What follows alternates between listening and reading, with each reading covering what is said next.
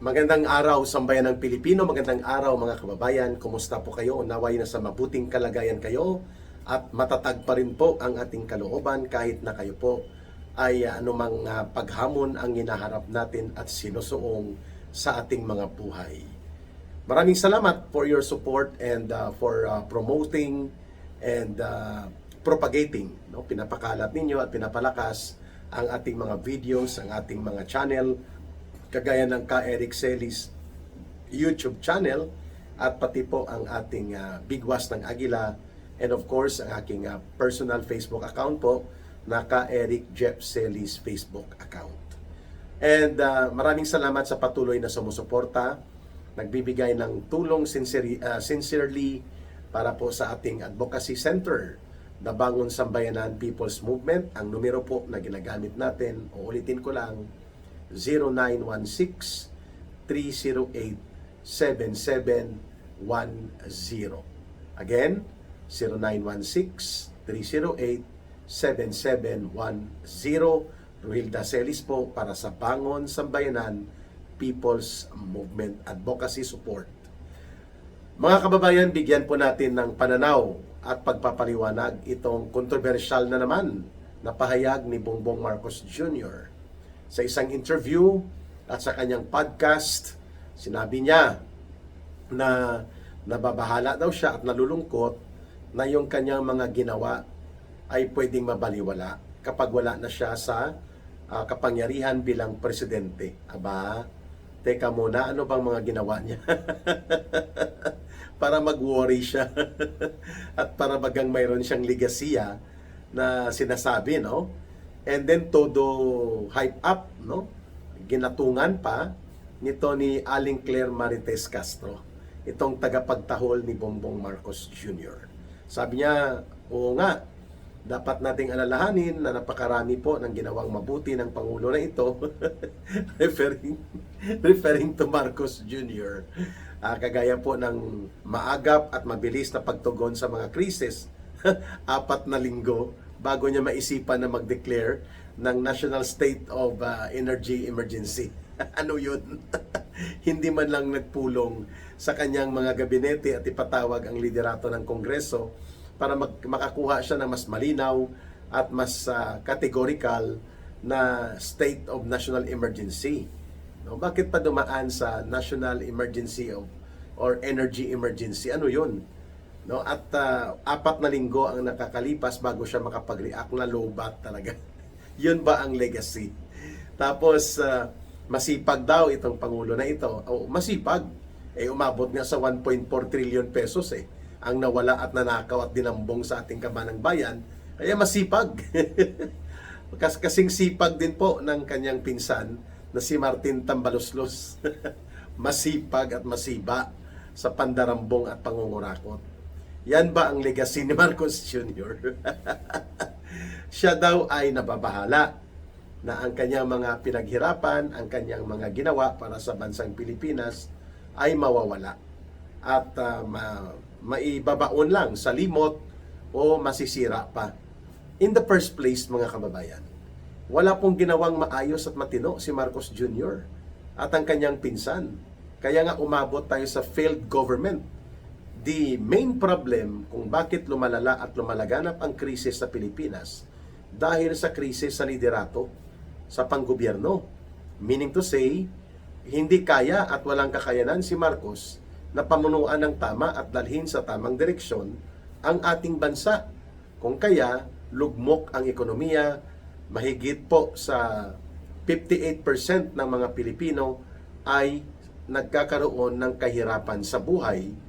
Kung i-translate natin yan, mga kababayan, humigit kumulang 60 million na mga Pilipino po ang hindi makakumpleto ng pagkain nila araw-araw, kulang sa trabaho, walang income na regular, at halos mag-survive sa kahirapan. 60 million of your people. Yan ba ang sinasabi niyang nababahala siya na ito ay mapabaliktad kung wala na siya? Dapat lang baliktarin talaga ang kahirapan at ang kagutuman at ang kawalan ng maayos na kalagayang pangkaunlaran ng ating bansa dahil siya ang nagpalugmok nito.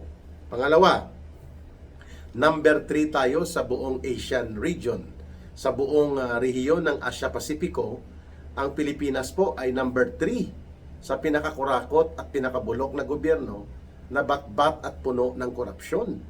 Yan ba ang sinasabi ni Marcos na legacy na kinababahala niya na mabaliktad? Dapat lang ibaliktad din natin talaga na makikilala tayo hindi sa pangungurakot, hindi sa pandarambong, kundi sa pagbubuo ng isang matino at maayos na panggobyerno na pinapangalagaan ang kabanang bayan, pinapangalagaan ang kabutihan at karapatan ng mamamayan at isinusulong ang buong bayan sa kaunlaran. Baliktad po ang ginagawa ni Marcos, nilulugmok niya ang mamamayan sa kahirapan. Nilulugmok niya ang bayan sa pagiging bangkarote dahil sa malaganap at sistematikong pangungurakot na nangyari po sa ilalim ng kanyang gobyerno. And that is the reason na wala siyang maipakita o hindi niya ma-justify ang sinasabi niya na nababahala siya na mawawala ang kanyang mga pinaghirapan sa ating bayan. Anong mawawala? Eh siya nga ang hindi dapat manatili sa poder dahil siya ang pinagmumulan ng pagkalugmok ng ating mga kababayan. Pangatlo, ang krisis na sinasabi nila ni Marcos at nila Aling Claire Marites Castro na kanyang tagapagtahol ay lumala ito lalo at lumawak pa dahil hindi decisibo at hindi po deliberate ang exigency and emergency action plan ni Marcos. At kita naman natin sa loob lang ng 3 linggo, tumaas o sumirit po ang presyo ng produktong petrolyo sa halos 40%. At helpless ang gobyerno. At parang sinasabi na lang ni Marcos na magtiis na lang tayo dahil may krisis sa Middle East. Samantalang ang mga bansa na karatig bansa natin like Malaysia, Indonesia, Thailand, and Vietnam, Singapore, hindi naman po ganun kataas ang mga presyo ng produktong petrolyo. Tumatakbo lang po between 15 pesos to 60 pesos per liter. Sa atin po, umaabot na sa 120 pesos per liter ang diesel at 90 plus pesos sa gasolina. Napakalaki po ng diferensya dahil walang purpose na stabilize ni Marcos ang ating ekonomiya at patatagin po ang price regulation para hindi maabuso ang krisis na ito dahil takot siya sa mga oligarko. Takot si Marcos na kumprontahin ang mga monopolista na dambuhalang mga kumpanya sa langis.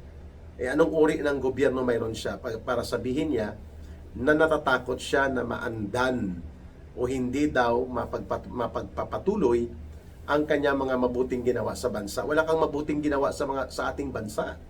Sa iyo nang galing po ang pinakamalubha, pinakamalupit na uri ng pangungurakot at pangungulimbat sa pondo ng mamamayan.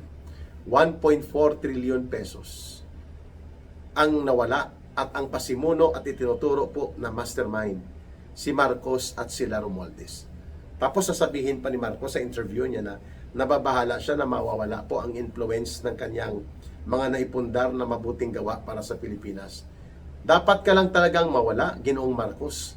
Kasi wala ka naman talagang naipundar ng matino at maayos sa ikabubuti ng Pilipinas bagkus ikaw pa ang pinagmulan ng paglubha at paglaganap ng krisis at kahirapan dahil sa kabulukan, kasakiman at kabulastugan ng iyong gobyerno.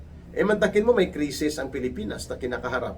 Seryoso at malawak ang epekto nito at ang iyong pinsan at ang mga tauhan niya ng mga sindikato at buaya ng mga kongresista, hindi mo man lang mapagsabihan na itigil nyo yan sapagkat kayo mismo ang nagpapalubog at nagpapalugmok ng ating bansa sa inyong ginagawa na inatake nyo at pilit nyong binabaluktot ang proseso ng impeachment na halatang halata naman ng taong bayan na wala kayong ebidensya laban sa Vice President Sara Duterte. So kung matino at nasa wastong pag-iisip po si Ginoong Marcos, hindi po niya ito papayagan na gano'n ang gawin nitong mga sindikato na buaya na aliporis ni Romualdez. Subalit, alam natin na konsentidor at diskartidor itong si Marcos. Sinungaling at pasimuno ng nakawan sa gobyerno. Yan ang dapat na baliktarin. At yan ang dapat na hindi na magpapatuloy. At kung pwede pa lang na ura mismo ay tanggalin si Marcos at pumalit sa mapayapang pamamaraan ang constitutional line of succession sa Office of the President, di mas mabuti. Kasi the longer by the day, months and years na natitira pa po mga 2.5 taon ni Marcos, nakikita natin mas lalo pong hinihila papunta sa bangin ang ating buong pamahalaan at buong lipunan dahil sa kabulukan ng uri ng panggobyerno na mayroon po si Marcos at sila Romualdez. Ayan. So therefore, isa lamang po itong paawa effect, psychological operations at diskarte ni Marcos ang sinasabi niya na nababahala siya at nalulungkot at natatakot na ang kanyang legacy ay mawawala. Dapat lang mawala ang legacy ng pagnanakaw, ang legacy ng pandarambong at pangungurakot. Kasi ikaw ang pasimuno niyan at ang pinsan mo. So hindi natin papayagan na magpapatuloy po yan. Tama lang yon. At dapat maibalik sa tunay na independent at hindi dinidiktahan at hindi nakatali po sa interes ng isang bansa ang ating foreign policy. Yan, kailangan din po yan maalala ni Marcos na pasimuno din siya sa kung bakit nagkaroon tayo ng matinding hidwaan sa China at hindi pagkakaunawaan dahil mas pinalala niya ang sitwasyon nang siya ay pumanig at maging tuta at sunod-sunuran sa interes ng Estados Unidos at nagpapadikta siya dito sa Pilipinas at pati na rin po sa kanyang relasyon sa iba pang mga bansa. Sa kanyang pagtatapang-tapangan, sa kanyang mga tauhan na very abrasive, no? Inaatake nila ang China at nagpapakatuta ng lantaran at turutudo sa Estados Unidos, mas lalo pong naging malawak ang gap ng pag-unawa ng mga mamamayan sa kung bakit naging tuta bigla ng Amerika muli ang Pilipinas. Ayan. So these are the matters which are seriously reflecting that Marcos may be having an illusion na nanaginip o nabablangko ang kaisipan at pumapasok po ang kung ano-anong mga katawa-tawang mga pahayag, like sabi niya ni Marcos Jr., nababahala siya daw na mawawala ang legacy ng kanyang pinaghirapan para sa mabuting gawa sa Pilipinas. Yon, wala kang mabuting gawa, yung pagpapakidnap kay Pangulong Duterte. Na by the way ay nagkakaroon ngayon ng worldwide, iba't ibang panig ng mundo, iba't ibang bahagi ng Pilipinas na celebrations ng kanyang birthday. Subalit si Marcos Jr.